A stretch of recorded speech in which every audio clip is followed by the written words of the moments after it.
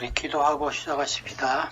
하늘에 계신 아버지시여, 오늘 우리에게 또 새로운 안식을 주시고 또 하나님의 말씀 공부하게 하시니 감사합니다. 우리 하나님의 말씀 연구할 때 지혜와 성령 보내주시사 이 말씀 잘 깨닫고 순종하게 도와주시옵소서. 우리 주 예수님의 이름으로 간절히 기도드리옵나이다. 아멘. 오늘은 제 7과입니다. 제 7과 언어와 본문과 맥락. 맥락은 문맥이라는 뜻으로 많이 쓰는데 여기서는 맥락이라고 그랬습니다.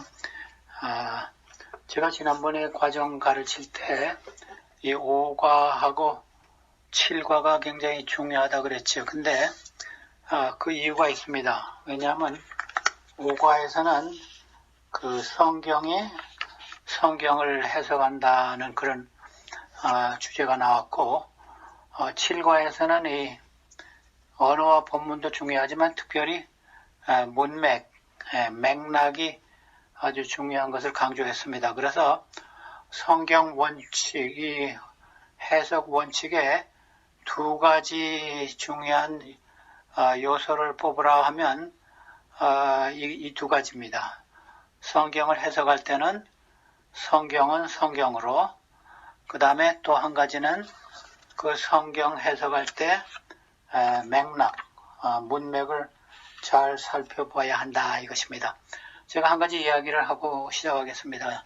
제가 꽤 오래전인데요. 한 10여 년 전인데 어느 교회 가서 사경회를 했는데 바로 이 주제로 했습니다. 성경을 우리가 어떻게 읽고 해석할까.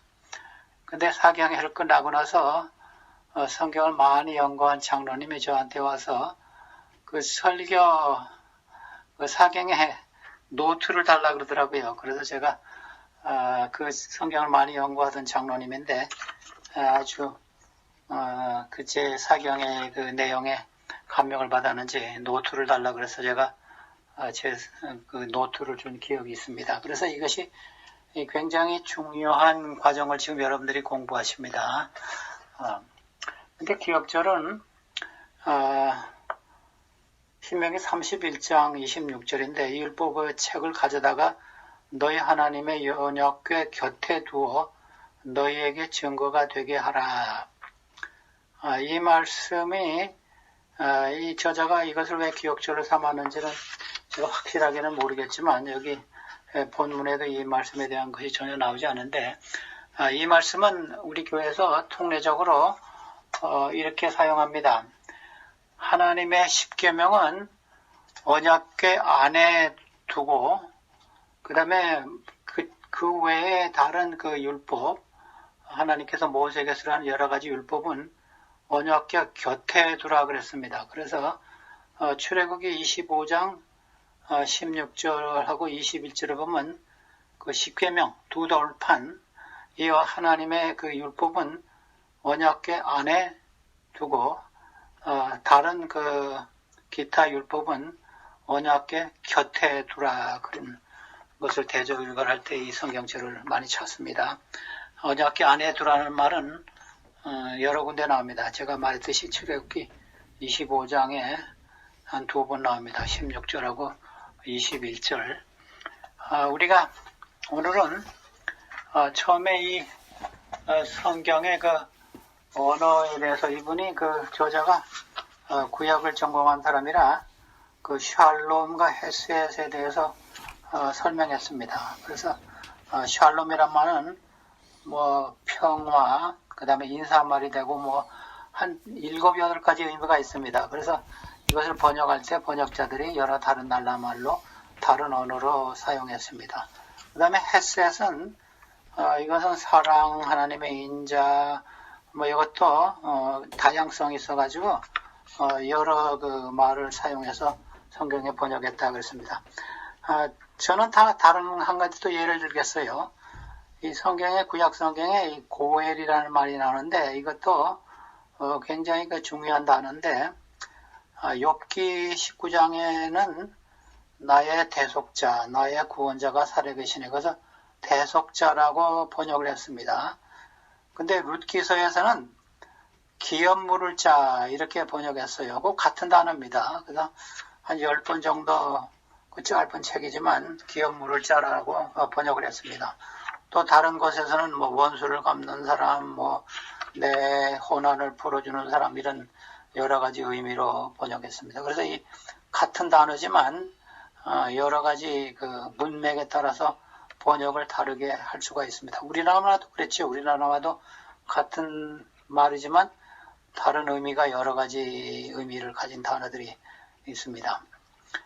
우리 그래서 성경에서 이 원어에 대해서 제가 조금 이야기하겠습니다. 이 왕상 17장 22절을 보면요. 거기 이 엘리야가 그 어느 죽은 사람을 살린 그 이야기가 나오는데 그 얘기에서 왕상 17장 22절에 우리나라 성경에는 혼이 돌아왔다 그렇게 나왔어요. 근데 사실 그거는 조금 정확한 번역은 아닙니다.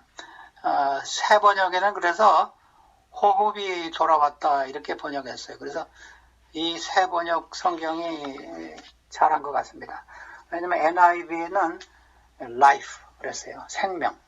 그래서 혼이 돌아왔다 하면 우리가 좀 영원 불멸설을 믿는 사람들에게는 좋은 번역이 되지만은 정확한 번역은 아닙니다. 그래서 새 번역에는 호흡이라고 그랬고 그 다음에 NIV에는 life라 그랬습니다.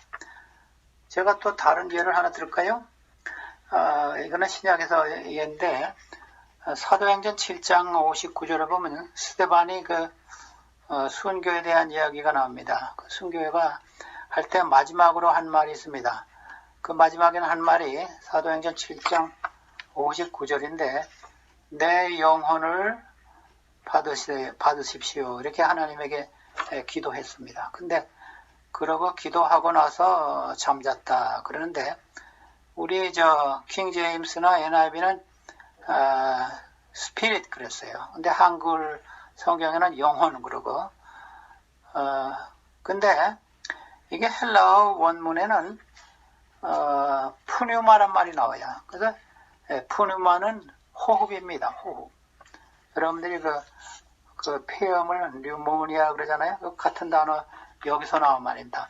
그래서 정확하게 번역하려면 주님이시여 하나님이시여 내 영혼이 아니라 내 숨을 받으시옵소서 하는 마지막 말을 하고 숨졌습니다. 그래서 이 번역상에도 우리가 참 그래서 이 번역은 이런 말이 있습니다. 번역은 반역이다. 사실 번역자가 자기가 원하는 대로 전할 수 있어요. 자기가 생각한 그 개념, 자기가 갖고 있는 개념을 가지고 그 번역할 때 그걸 집어넣습니다. 그래서 번역은 반역이다 그런 말이 나오는데 또 다른 예를 또 들을까요? 사도행전 20장에 보면요, 그 주간의 첫날, 뭐 안식 후 첫날에 우리가 모였다.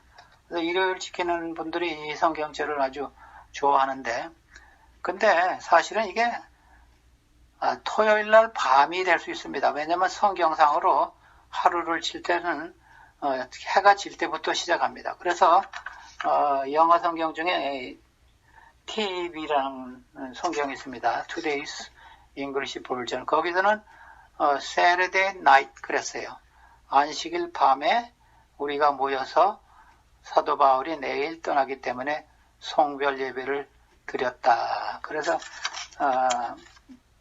옳은 번역 같습니다. 제가 보기에는 안식일 밤에 뭐 일요일 밤이라 해도 문제가 안 되죠. 왜냐하면 우리가 일요일을 예배 볼 때 밤에 예배 봅니까? 그리고 또 밤새도록 예배 봅니까? 그렇지 않아요. 그래서 그것도 좀 우리가 원어를 보면요, 그게 주일 중 첫날인데 그게 일요일 밤도 될 수 있고 또 토요일 밤도 될 수 있습니다. 그 다음에 또 한 가지 유명한 예가 그 누가복음 23장에 나오는데, 누가복음 23장 그 43절에 그 강도에게 예수님에게 오늘 너와 내가 낙원에 가겠다 그 말씀이 굉장히 그 뭐라 그럴까 쟁점이 있는 말씀인데, 그래서 여기 예수께서 이르시되 내가 진실로 내게 이르노니 오늘 내가 나와 함께 낙원에 있으리라 하시니라. 그래서 이 헬라나 히브리어에는요, 성경 원에는 점이 없습니다. 그래서 점을 어디 찍느냐에 따라서 해석이 두 가지로 나올세요. 오늘 내가 나와 함께 있으리라 그렇게도 할 수 있고, 내가 너희에게 오늘 말하는데 내가 낙원에 나와 함께 앞으로 있을 것이다. 근데 이 말씀을요, 우리가 뭐 원어를 따지고 뭐 할 필요도 없이 문맥을 보면요, 그 46절에 가면요, 예수께서 그 한 몇 절만 내려가면요, 큰 소리로 불러 이르시되 아버지 내 영혼을 아버지 손에 부탁하나이다 하고 말씀을 하신 후 숨지셨다 그랬어요. 그래서 예수님께서 그날 사실 낙원에 가지 않았습니다. 무덤에 가셨어요. 마태복음 12장에도 그 요나 이야기하면서 예수님께서 3일 동안 무덤에 가셨다 그런 말씀이 또 나오잖아요. 그 다음에 그 후에 그 막다라 말리아를 만난 다음에도 내가 아직 하늘에 올라가지 않았으니 나를 만지지 말라. 그래서 마태복음 12장 40절이고 요한복음은 20장 17절에 있는 말씀입니다. 그래서 문맥을 보더라도 뭐 어원도 따져볼 수 있더라도 이것이 오늘이 어디 붙어 있느냐 이것을 우리가 결정했어요. 이렇게 해석하는 것이 옳은 해석이에요. 예수께서 이르시되 내가 오늘 내게 진실로 이르노니 내가 나와 함께 낙원에 있게 되겠다. 그러니까 미래에 있게 되겠다. 오늘 너에게 약속을 준다. 문맥상으로도 그렇고 그 다음에 다른 성경절 우리가 찾아봐도 그렇게 해석하는 것이 옳습니다. 그래서 참 편견을 가지고 성경을 번역하는 예가 아주 뭐 몇 군데 있습니다. 우리 계시록 1장 10절의 말씀도 그래요. 계시록 1장 10절은 주의 날에 이렇게 시작하는 신약에서 이 주의 날이라는 말이 하나 꼭 한 번 나오는 말씀인데 이걸 가지고 일요일을 지키는 분들이 이 주의 날이 부활하신 날이다. 근데 그거를 성경으로 증명할 수가 없어요. 우리 사람들의 생각으로 예수님께서 부활하시니까 계시록 1장 10절은 주의 날이다. 이렇게 해석을 하는데 사실은 우리가 성경에 여러 군데 여러분들이 아시겠지만 찾아보면 그 주의 날이 그 안식일입니다. 그래서 이것을 성서적으로 해석하면 또 문맥적으로 봐도 그것이 안식일임을 알 수 있습니다. 이제 문맥에 대해서도 좀 여러분들에게 이 문맥이란 것은요, 이 흐름입니다. 글의 흐름. 강줄기가 내려가면서 흘러가면서 어디로 가느냐, 북쪽으로 가느냐, 남쪽으로 가느냐, 동으로 가냐, 서로 가냐. 그래서 이 흐름을 봐야 합니다. 근데 이 문맥에는요, 맥락에는 제가 보기에는 한 3가지 정도가 있습니다. 소문맥이라 그래가지고 그 말씀이 나오는 앞뒤를 보는 겁니다. 바로 앞뒤에 무슨 말씀들이 있는가. 그 다음에 대문맥이라 그래가지고 조금 넓게 보는 겁니다. 그러니까 만일 요한복음을 보면요, 그 요한복음 전체의 사상과 지금 내가 보는 말씀과 어떤 관계가 있는가. 그래서 대문맥이라고. 근데 또 한 가지가 있습니다. 이것은 저는 대대문맥이라 이렇게 이름을 지었는데 성경 전체의 흐름입니다. 그래서 성경 전체의 가르침이 여기 있는 말씀과 어떻게 되는 것인가. 그래서요, 우리가 이 문맥을 생각할 때 어떤 때는 이 장절이 좀 위험할 수 있어요. 장과 절이 이게 딱 끊어졌기 때문에 여기서 새로운 사상이 시작한다. 근데 이 장절은 여러분들이 아시는 바와 같이 우리 사람들이 만들었어요. 성경 원문에는 장절이 없습니다.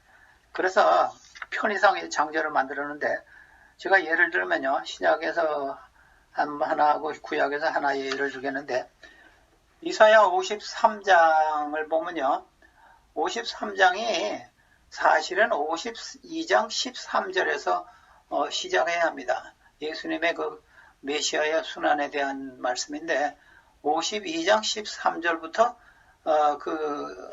시작하면 아주 좋겠는데 어떻게 52장하고 53장을 이렇게 끊어놨습니다. 그 다음에 신약에 와서도 이 사랑장 고린도전서 13장이잖아요. 이 사랑장도 고린도서 12장 31절에서 시작하는 것이 좋겠어요. 왜냐하면 사도 바울이 이 성령의 선물에 대해서 이야기한 다음에 내가 너희에게 더 큰 은사를 보여주겠다 하면서 사랑 이야기를 했지 않습니까? 그래서 12장 31절에서 시작하면 이것이 굉장히 아주 스무스하게 되는데 왜 거기서 끊었는지 모르겠어요. 제가 이 성경 책 자체의 대문맥을 보라 그러는데 어떤 때는 우리 여기 과정에도 나오지만 그 책의 배경을 알아야 된다 그런 말이 있어요. 사실 이것이 굉장히 중요합니다.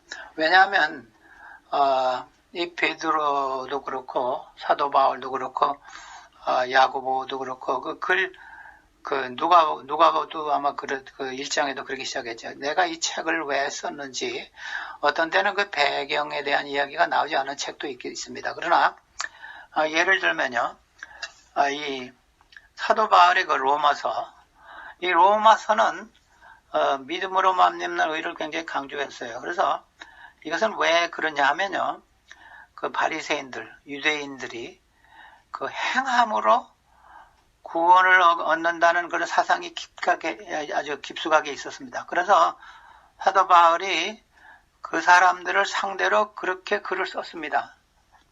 이 로마서나 갈라디아서는. 근데 이게 정반대가 되는 듯한 책이 있습니다. 이것이 우리가 아는 바와 같이 야고보서인데, 야고보서는 반대 사상을 가진 사람이 많았어요. 우리가 믿음으로 구원을 얻었으니까 행하는 거야. 안 해도 되겠지. 하나님께서 우리를 믿음으로 구원하셨으니까. 그래서 야고보가 그런 사람을 대상으로 이 글을 썼어요.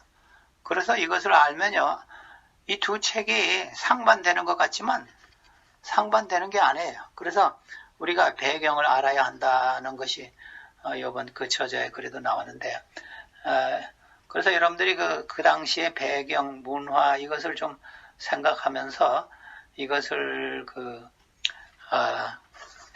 해석해야 합니다. 제가 아까 그래도 성경 전체 문맥을 봐야 한다. 이제 보세요.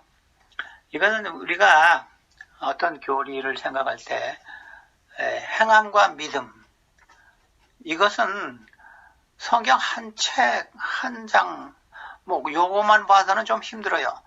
우리 성경 전체, 창세기부터 계시록까지 해서 가르침에서 이 행함과 믿음의 관계를 어떻게 조화를 시키는가, 이것을 알아서 결론을 내려야 합니다.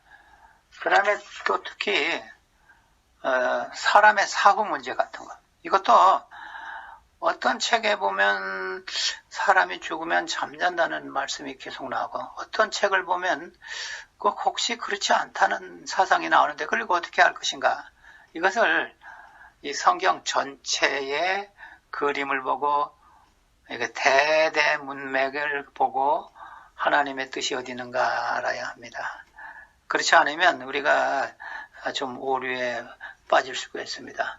그래서 성경 전체의 문맥도 아주 중요합니다. 여러 가지 논란의 대상이 되는 교리도 우리가 그렇게 해석해야 돼요. 음식에 관한 문제인지. 그래서 이 물줄기, 여러분들이 문맥은 제가 물줄기라는데, 이 물줄기가요, 아니면 저는 여행으로도 생각해요. 여러분들이 LA 가실 때, 후리에로 가실 때는 문제가 없지만, 만일 작은 길로 간다고 합시다. 갈 때, 우리가 여기 북쪽에서 남쪽으로 가야 합니다. 근데 어떤 때는 가다가, 북쪽에서 남쪽으로 쭉 가다가, 이게 소로로 가게 되면 약간 북쪽으로 올라가다가 또 남쪽으로 내려가요. 그러면 북쪽으로 올라갈 때 LA는 북쪽으로 간다, 그렇게 할 수 없잖아요. 전체적인 방향을 보면 이 길이 그렇게 되어 있기 때문에 아마 산을 피하기 위해서 도로를 그렇게 만들 수 있어요. 그래서 약간 북쪽으로 가다가 다시 남쪽으로 내려갑니다. 그래서 우리가 그때 북쪽으로 올라갈 때 그걸 보고 나성으로 LA로 가려면 북쪽으로 간다. 그렇게 주장할 수 없어요. 그 전체적인 것을 봐야지. 그래서 LA로 가려면 남쪽으로 간다. 물줄기도 같습니다. 어느 방향으로 흘러가는가 전체가 그렇게 해석해야 성경 전체의 의미와 하나님의 그 뜻을 알 수가 있습니다. 여러분들이 근데 언어에도 좀 한계가 있어요. 언어에도. 그래서 한국말 언어에는 우리 이 단수, 복수, 그 다음에 동사 이 개념이 조금 확실하지 않아요. 근데 다행히 이 성경에 쓰여진 이 헬라어나 히브리어는 이게 굉장히 분명합니다. 물론 한국말에는 형용사나 이런 것이 좀 발달되어 있지만 이 동사나 명사 이런 것의 복수 이런 것은 그래서 이 헬라어에서요 이 과거도 세 가지가 있어요. 그 다음에 히브리어에도 이것이 무슨 단어가 단수냐 복수냐 이것이 아주 정확하게 나와 있어요. 그래서 저는 하나님의 말씀이 이 헬라어나 히브리어로 쓰여 있다는 것을 굉장히 감사하게 생각합니다. 이제 언어에 대해서도 좀 한 가지 하는 것은요. 이 성경의 이 무덤에 대한 이야기인데 죽음, 무덤, 또 영혼이 잠잔다. 이것을 그 스올이라는 또 헬라어는 하데스인데 이것을 성경 번역자들이 스올을 무덤이나 그 다음에 죽음을 이렇게 번역하면 조금 곤란한 장들이 좀 문제가 여러 군데 있기 때문에 그냥 원어를 집어넣었어요. 스올이라고. 우리 한국 성경에도 그렇게 돼 있는데 꽤 많더라고요. 사실은 그것을 그 죽음이나 무덤이나 이렇게 해석을 하면 여러분들이 잘 아시는 그 침례와 세례도 그런 잘못을 저질렀어요. 침례 이야기를 나왔어요. 사실 영어에 처음에 이 baptism이라는 단어가 없었습니다. 근데 킹 제임스 번역자들이 번역을 하는데 그 당시에는 세례를 줬기 때문에 이 baptism이라는 단어가 나왔어요. 그래서 물에 잠그다 이렇게 했으면 immersion이라는 단어가 있는데 이것을 어떻게 할까 하다가 우리가 immersion을 지금 하지 않으니까 우리가 지금 세례를 주니까 그냥 원어 그대로 집어넣자. 그래가지고 헬라의 그 baptism이란 말을 그냥 영어로 도입했습니다. 킹 제임스 번역할 때. 그래서 이 번역자들의 그 편견이 여기 들어가 있습니다. 또 이런 예도 있습니다. 사도행전 10장에 보면 그 10장 13절부터 15절까지 보면요. 베드로가 환상을 봤을 때 하늘에서 모든 동물을 잡아 먹으라. 그래서 보고 우리가 하나님께서 깨끗게 하신 거니까 아무것도 먹어도 된다. 이렇게 해석하는 사람을 제가 봤는데 그것은 그 문맥을 읽어보면요. 그 다음에 그 사도행전 10장 그 이하를 이렇게 내려가 읽어보면요. 그 의미가 확실합니다. 이것은 아무나 먹으라는 말씀이 아니고 너희가 더럽게 생각하는 이방인들을 더럽다 생각하지 말라. 이것을 베드로에게 가르쳐주기 위해서 하신 말씀이에요. 그래서 문맥을 그렇게 무시하고 그렇게 해석하는 것이 참 굉장히 불행한 일이에요. 근데 많은 사람들이 그런 해석을 받아들이고 있어요. 사도행전 10장을 여러분들이 10장, 11장 끝까지 읽어보세요. 그거는 전혀 하나님께서 모든 것을 잡아먹으라 하는 그런 명령은 아닙니다. 그 다음에 이번 과정에서요. 우리가 성경을 진짜 아주 객관적으로 또는 우리에게 체계적으로 연구하려면 무엇이 필요한가요? 이렇게 질문을 던진 것이 한 곳이 있습니다. 근데 사실 우리가 성경을 체계적으로 객관적으로 잘 연구하려면 처음에는 우리가 하나님의 말씀을 열 때 성령을 구하는 것이 성령의 도움을 구하는 것이 가장 첫 임무입니다. 그 다음에 두 번째로 여러분들이 좀 도우미를 가지셔야 돼요. 성구사전이 좋습니다. 성구사전은 이 콩콜단스인데 영어로는 어떤 단어가 나온 것을 모두 다 열거한 책입니다. 한글도 있고 이제 영어도 있는데 여러분들이 뭐 컴퓨터를 사용해도 좋고 콩콜단스가 이 성경을 연구하는 데 도움이 됩니다. 그 다음에 관주 성경도 그에 도움이 됩니다. 여기에 관계 비슷한 말씀이 어디 있는가. 그 다음에 세 번째로 성경 사전이라는 게 있습니다. 바이블 딕셔너리. 이것은 어떤 단어나 어떤 이상한 문구가 나올 때 그것을 좀 설명한 그래서 굉장히 객관적인 책입니다. 콩콜단스, 바이블 딕셔너리, 그 다음에 이 관주 성경. 근데 주석에 대해서 좀 말씀해요. 주석은 성경에도 주석이라는 말씀이 나옵니다. 역대하 24장 27절에 보면 거기 주석이라는 말씀이 나오더라고요. 근데 그 말씀에 의하면요, 우리가 주석도 도움이 됩니다. 근데 우리가 주의할 사항은 그 주석을 쓴 사람의 개인 의견이 들어갈 때 그것을 우리가 알아야 합니다. 근데 뭐 쉽지는 않은데 우리가 좀 보수적인 신학자들이 쓴 것이 저는 좋다고 생각합니다. 뭐 우리 교회 신학자나 좀 보수적인 양심적으로. 근데 우리가 주석에 그 편견이 들어갈 때는 이것이 편견이구나 그것을 알아차릴 수 있으면 더욱 좋겠지요. 또 한 가지는 우리가 성경을 연구할 때 가장 중요한 자세가 하나 있습니다. 우선 이 말씀 그 말을 하기 전에 베드로후서 3장 16절에 보면요, 사도 바울이 베드로가 우리에게 경고를 준 말씀이 있습니다. 베드로후서 3장 16절. 또 우리 15절부터 제가 읽겠습니다. 또 우리 주의 오래 참으심이 구원이 될 줄을 여기라. 우리가 사랑하는 형제 바울도 그 받은 지혜대로 너희에게 이같이 썼고 16절에 보면요. 또 그의 모든 편지에도 이런 일에 관하여 말하였으되 사도 바울이 재림에 대한 이야기를 많이 말씀한 것을 말한 것입니다. 그 중에 알기 어려운 것이 더러 있으니 무식한 자들과 굳세지 못한 자들이 다른 성경과 같이 그것을 억지로 풀다가 스스로 멸망에 이르느니라.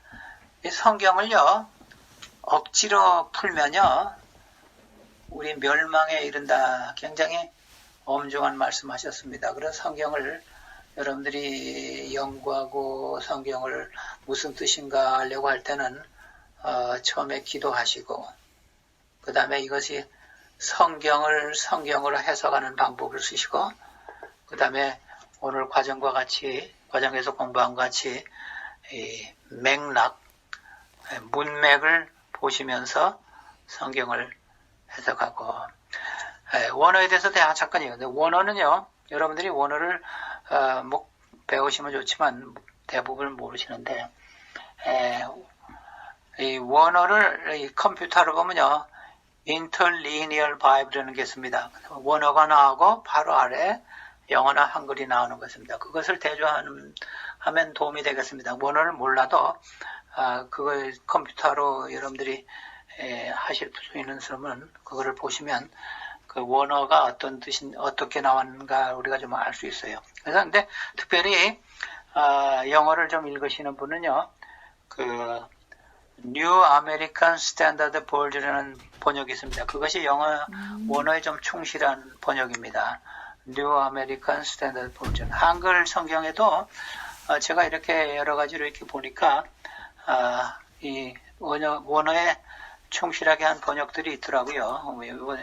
우리가 있는 성경도 원어에 아주 충실하고 그 다음에 새 번역, 저는 새 번역도 가끔 비교해 보는데 표준어 성경 같은 것도 비교해 보고 여러분들이 비교하면 참 좋습니다. 또 한 가지 마지막으로 우리가 성경을 연구하는데 하나님께 지혜를 달라고 기도하는 것도 참 중요하지만 우리의 자세입니다. 우리의 자세가 어떠한가. 성경을 학적으로 연구하려는 사람도 있고, 또 토론에서 이기려고 또 연구하는 사람도 있고, 또 영문학을 연구하는 사람은 영문학을 과목 때문에 연구하는 사람도 있지만, 자세가 어떤 자세를 갖고 있는 것이 이것이 굉장히 중요합니다. 요한복음 7장 17절에 있는 말씀 보겠습니다. 사람이 하나님의 뜻을 행하려 하면 이 교훈이 하나님께로부터 왔는지 내가 스스로 말함인지 알리라. 여기 하나님의 뜻을 행하려 하는 자세가 있어야 합니다. 성경에서 이렇게 말씀하는데 그거는 내 현재 습관이나 전통이나 내 생활에 맞지 않으니까 안 하겠다. 그러면 하나님께서 더 큰 빚을 주시지 않아요. 하나님의 뜻을 행하라 하면 우리가 하나님께서 빚을 더 주신다 그랬습니다. 그래서 다시 말하면 순종하는 자세가 있어야 합니다. 순종하는 자세가 있으면 하나님께서 더 성경을 밝은 빛으로 우리에게 인도해 주십니다. 그래서 다시 반복하지만 성경은 성경으로 해석합시다. 성경은 문맥을 보십시다. 대문맥, 소문맥, 또 성경 전체의 가르침. 순종하는 자세로 기도하면서 연구하십시다. 이렇게 하면 우리가 성경을 참 하나님께서 우리에게 무슨 말씀을 하시는지 잘 알 수 있겠습니다. 근데 기억절에 있는 말씀도 여러분들이 잘 기억하셔서 하나님의 율법은 하나님의 법궤 안에 두셨다. 그래서 아마 이 저자는 그것을 좀 강조하려는 것 같아요. 모세의 율법은 법궤 곁에 두었지만 하나님께서 친히 쓰신 성경에서 하나님께서 십계명을 친히 썼다는 말이 우리 저자도 얘기했지만 이 반복했는데 10번이나 신명기하고 출애굽기에 반복했어요.